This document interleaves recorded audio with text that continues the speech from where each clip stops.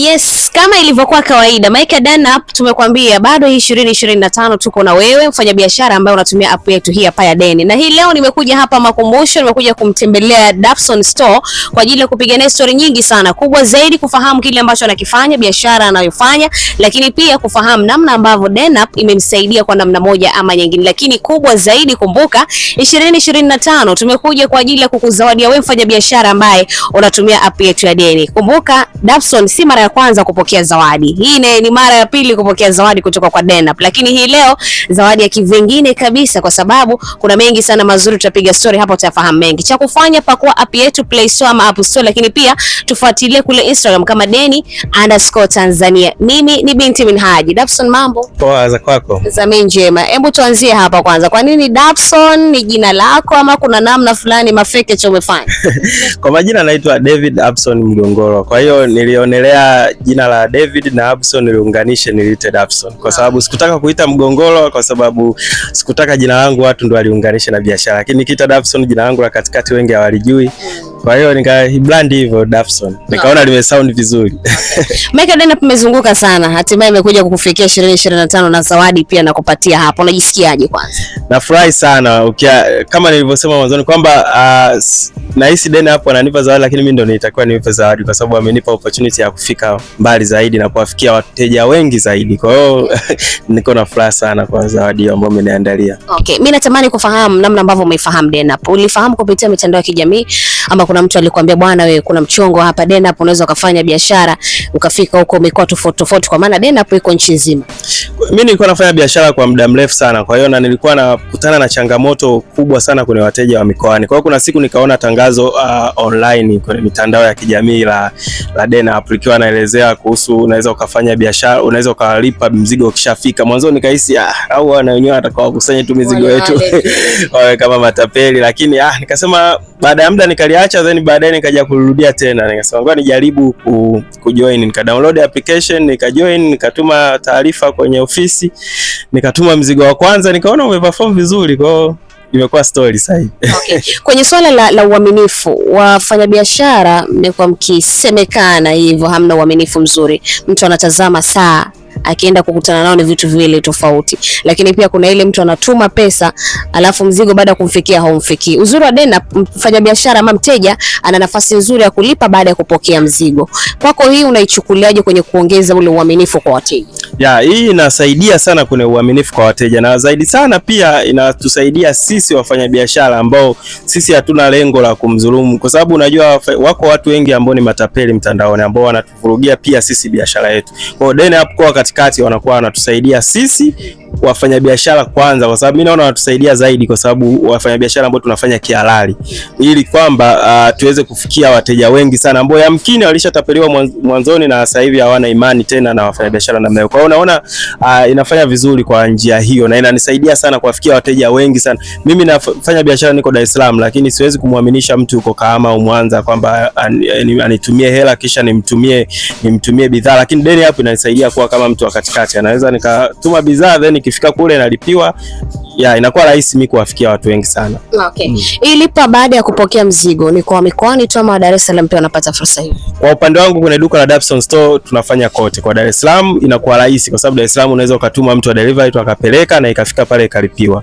Hiyo haina shida. Lakini kwa mikoani ndio changamoto, ndio hapo tunawahitaji sasa Danap, kwa sababu wao wanaweza kuwa na mawakala mikoa yote. Mtu huwezi kuwa na uwezo wa kugaramia mawakala wa mkoa yote kwa duka moja.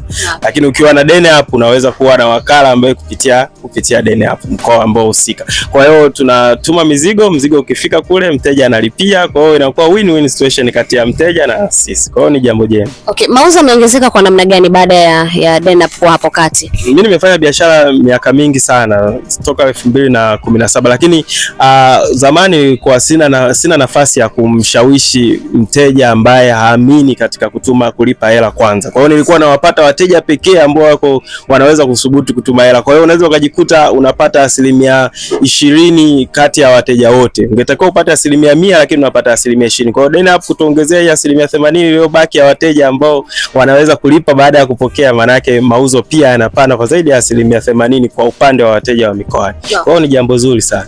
Kabla hatujaenda kwenye kile ambacho unakifanya, natamani pia tupige story kuhusiana na biashara yako. Natamani kufahamu mikoa gani unafanya vizuri zaidi? Agent wa DenHub anapokea sana mizigo. Mimi mikoa ambao nafanya vizuri sana Arusha kwanza nafanya vizuri sana na natuma mizigo mingi sana Arusha, especially mwezi uliopita wa 12 tulituma mizigo mingi sana Arusha. Mkoa mwingine kama mingapi? Kwa sijaangaa takwimu, lakini ni mingi Arusha inaweza kuzidi hata 30 au zaidi, kwa sababu kwa siku ilikuwa haipiti bila kutuma. Kwa hiyo kama mwezi una siku 30, maana yake ni zaidi ya 30 kwa Arusha peke yake. Kwa Mwanza pia na Dodoma pia tunatuma mingi, Kilimanjaro, Geita pia sikutarajia, lakini nahisi Geita pia kwa sababu ya madini na nini watu wana hela, kwa hiyo tunatuma mizigo mingi pia Geita. Kwa hiyo mikoa mingi Sawa, sasa tuje tupige story kwenye kile ambacho unakifanya. Duka lako naliona limependeza.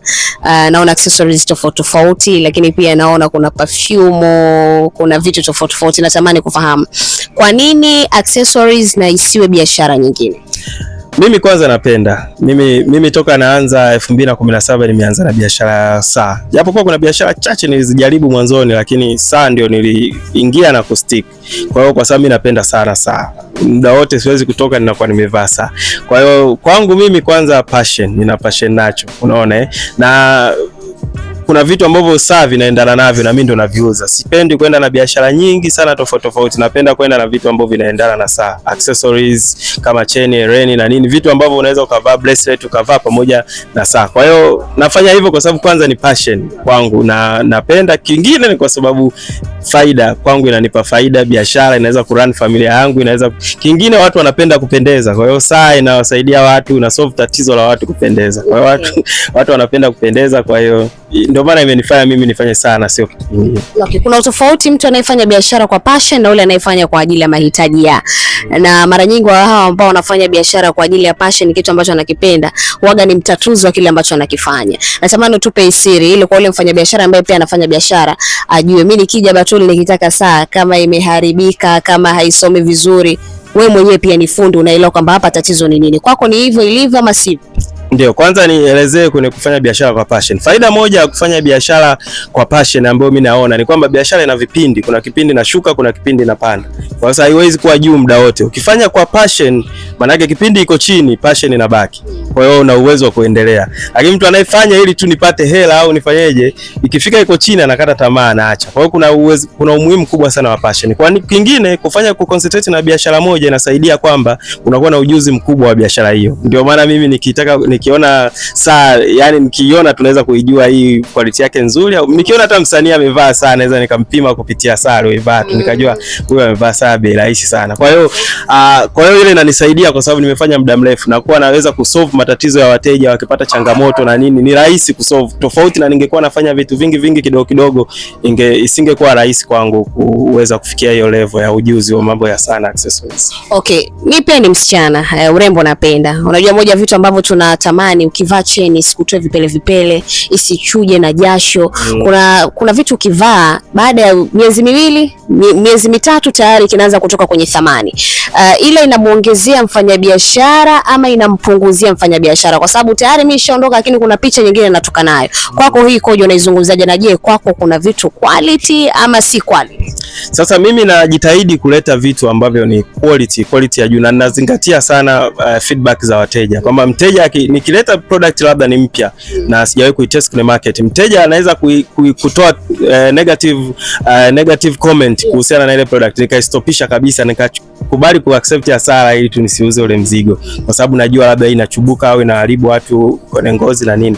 Lakini wanajitahidi kuleta kitu ambacho ni quality ya juu, na hata wateja wangu ambao mimi nawalenga kwenye product zangu ni wale ambao wanataka kitu kizuri kuliko anayetaka vitu vingi kwa bei ya chini, lakini tunauza kwa bei reasonable, kitu kizuri kwa bei reasonable. Unaona, quality mtu anaweza kuitumia, na ndio maana bidhaa zetu 100% kubwa tunatoa warranty ya mwaka mmoja. Kwa hiyo mtu akipata changamoto yoyote anaweza kuirudisha dukani muda wote, na duka letu linapokea na anaweza kumbadilishia kumpa nyingine au tukaitengeneza. Okay, saa ziko za aina nyingi sana. Wewe una saa za aina gani? Mimi na saa za smartwatch kwanza ambazo zinaunganishwa na simu, ni smart ambazo wanaita saa janja. Kwa hiyo unaweza kuunganisha na simu, unaweza kupokea simu na kupiga, hizo ni smartwatch. Alafu nyingine saa za kawaida ambazo ni za mishale au zinaweza kuwa za digital za namba, lakini zote ni quality. Kuna saa za kike, kuna saa za kiume, kuna accessories za kiume, accessories za kike, cheni za kiume, cheni za kike. Vitu kama hivyo ndo tunadili navyo, lakini zaidi sana tunadili na saa zaidi. Okay. Turudi sasa kwenye zawadi. Leo tumekuja kwa ajili ya kukuzawadia zawadi. Natamani kusikia tena na tena namna ambavyo unajisikia, lakini natamani kukusikia kile unamshauri nini mfanyabiashara ambaye anafanya biashara lakini hatumii Dena. Kwanza namuona anapoteza vitu vingi sana.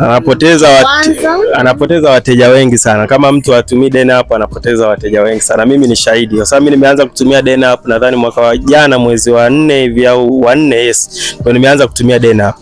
Kwa hiyo toka mwaka jana mwezi wa 4 mpaka sasa hivi mafanikio yangu ni makubwa sana. Kwa hiyo mfanya biashara ambaye atumii Dena hapo anapoteza wateja wengi. Na sio kwamba Dena hapo inapoteza, yeye ndio anapoteza. Kwa sababu huwezi kumwaminisha mteja uko mikoani hajaona product akutumie hela alafu mtumie. Ni wachache sana ambao wana uwezo huo wa kufanya hivyo. Kwa hiyo Dena hapo inatusaidia kusolve tatizo hilo ambalo ni kubwa sana na ni changamoto kwa wafanyabiashara wengi sana, ambao mteja anatamani atume hela, hana mtu wa kumpa hela, anatamani aone bidhaa ndivyo alipe.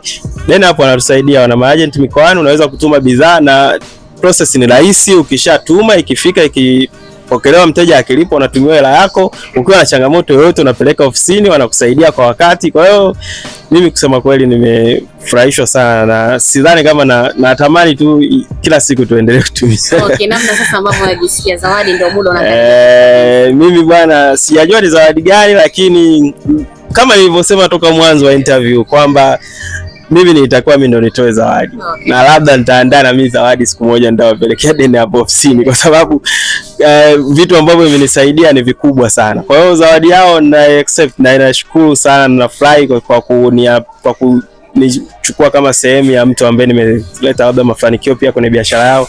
Lakini mimi naona wamenipa mafanikio zaidi. Wanakupataje sasa kwa mitandao ya kijamii?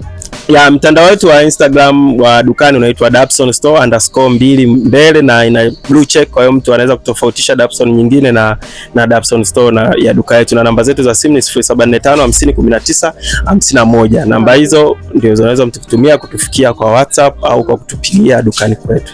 Haya, nilikuwa na Dapson.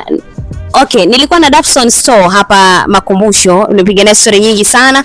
Si hatuna la ziada hapa, lakini kubwa zaidi naendelea kukumbusha tu mfanyabiashara ni wewe kupakua app yetu ya Dena kupitia Play Store ama App Store, lakini pia kutufuatilia kule Instagram kama Deni_Tanzania. Mimi ni binti Minhaji, unaweza kanifollow hivyo. Bye bye. Siku nyingine tena Dena itakuwa ofisini kwako.